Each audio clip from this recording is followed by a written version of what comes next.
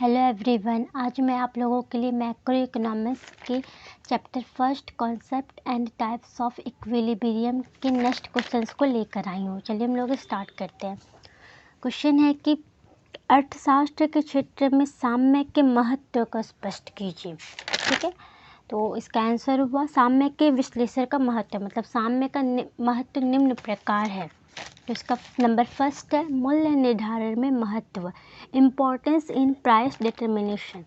इसकी डिफिनेशन हुई मूल्य निर्धारण की समस्या साम्य विश्लेषण के द्वारा ही हल की जा सकती है। प्रतियोगिता का स्वरूप चाहे पूर्ण हो या अपूर्ण, वस्तु का मूल्य उस बिंदु पर तय होगा जहां वस्तु की मांग पूर्ति का संतुलन होगा। एंड नंबर सेकंड है आर्थिक समस्याओं के हल में सहायक, सॉल्व द इकोनॉमिक प्रॉब्लम्स। इसकी डिफिनेशन है साम्य विश्लेषण आर्थिक समस्याओं के हल में सहायता करता है। असंतुलन की दशा में अनेक आर्थिक समस्याएं उत्पन्न होती हैं। फॉर एग्जाम्पल, जब संतुलन बिगड़ जाता है तब मांग की अपेक्षा पूर्ति या पूर्ति की अपेक्षा मांग अधिक हो जाती है। प्रथम दशा में विक्रेताओं की वस्तुएं नहीं बिक पाती हैं, जबकि दूसरी दशा में उपभोक्ताओं को वस्तुएं नहीं मिल पाती हैं।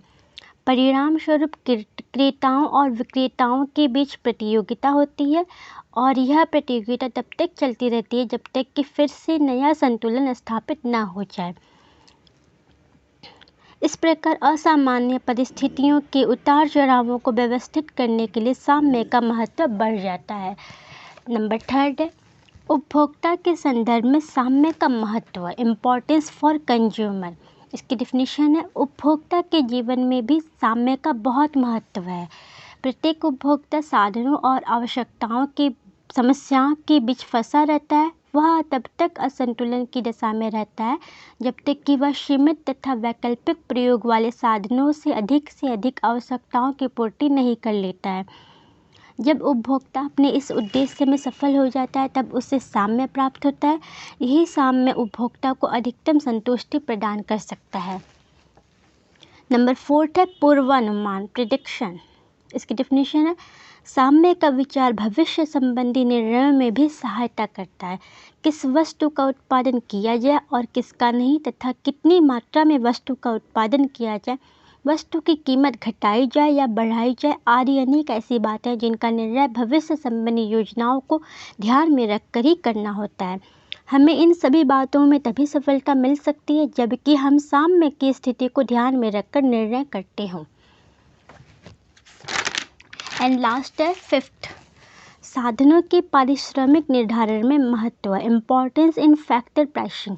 इसकी डिफिनेशन है जिस प्रकार वस्तु के मूल्य निर्धारण में साम्य का महत्वपूर्ण स्थान है, ठीक उसी प्रकार से उत्पत्ति के साधनों के पारिश्रमिक के निर्धारण में भी साम्य का महत्वपूर्ण स्थान है। जिस बिंदु पर साधनों का सीमांत त्याग साधनों के सीमांत उत्पादन के बराबर हो जाता है वह साम्य बिंदु होगा और यहीं पर साधन के पारिश्रमिक का भी निर्धारण होगा। इसी प्रकार साम्य उत्पत्ति के विभिन्न साधनों के बीच राष्ट्रीय लाभांश को वितरित करने में सहायक होता है। ओके, और ऐसे ही मैं आगे भी नेक्स्ट क्वेश्चन इसी चैप्टर के डालूंगी। हाँ, तो प्लीज़ आप मेरे चैनल को लाइक, सब्सक्राइब एंड शेयर जरूर कीजिए। Okay, thank you.